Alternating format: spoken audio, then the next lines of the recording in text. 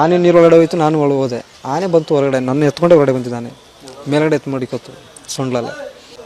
ಸಾಯೋವರೆಗೂ ಮರೆಯೋಕ್ಕಾಗಲ್ಲ ಅದನ್ನು. ಕಾಲ ನಿನ್ನ ಬೇಡುವೆನು ಸ್ವಲ್ಪ ಹಿಂದೆ ಸರಿದು. ನಾನು ಇದ್ದಿದ್ರೆ ಏನು ಆಯ್ತಿರ್ಲಿಲ್ಲ.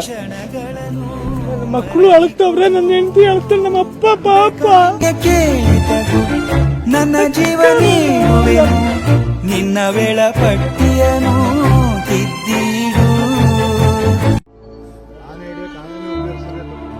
ಬರ್ಲಿಲ್ಲಪ್ಪ ಯಾರು